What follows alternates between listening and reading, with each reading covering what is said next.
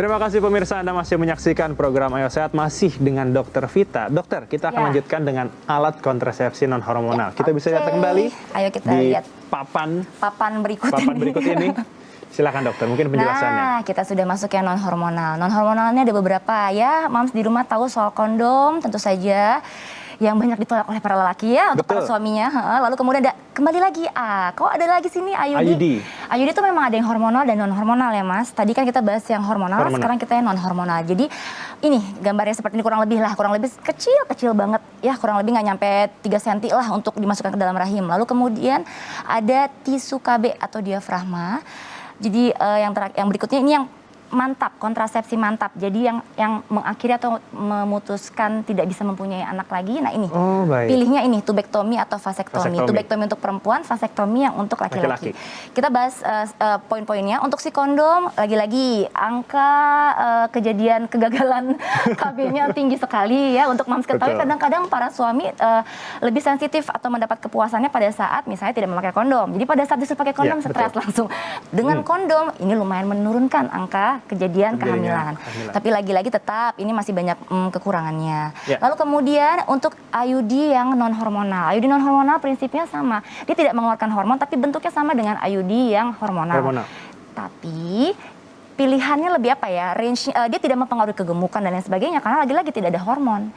Ya, kerjanya sama dia mematikan sperma dan menghalangi sperma untuk bisa ketemu sama si sel telur. Jadi tidak terjadi pembuahan. Lalu kemudian berikutnya yang diafragma jarang nih. Mams di rumah pasti jarang banget apa sih diafragma, tisu KB itu apa?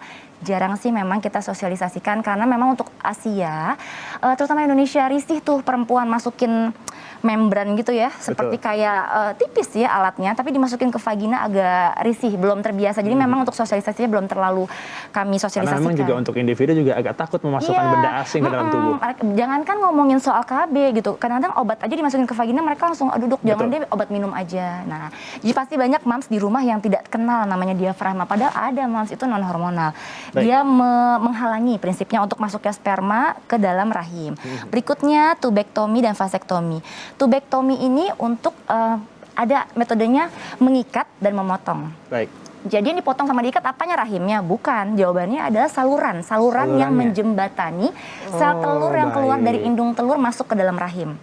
Nah, sebenarnya mempengaruhi nggak sih jadi si perempuannya jadi nggak sehat atau jadi nggak bisa menstruasi? Nggak mempengaruhi sama sekali. Tetap dia bisa menstruasi, tetap dia bisa berhubungan dengan puas, namun menghalangi untuk terjadi pembuahan. Jadi spermanya nggak ada akses jalan tol tuh untuk masuk ke dalam untuk ketemu si sel telurnya gitu ya. Lanjut vasektomi. Nah, ini urusannya Mas El nih. Jadi urusan saya. belum dikasih udah ngomongin KB. Jadi vasektomi dia saluran, tadi kan saluran si perempuan saluran tuba namanya ya. Kalau ini saluran vas deferens, dia saluran yang menghubungkan pabriknya si testis ke si Mr. P. Jadi untuk keluar spermanya pada saat ejakulasi, dia harus lewat si vas deferens tersebut dan itu yang di-cut, ya itu yang dioperasi sama si dokternya. Tapi tidak akan menyebabkan efek samping dok? Atau tetap ejakulasi, tetap bisa menikmati hubungan, jadi nggak ada, itu mitos ya kalau ada yang bilang soal jadi nggak puas, pasangan nggak sama sekali nggak.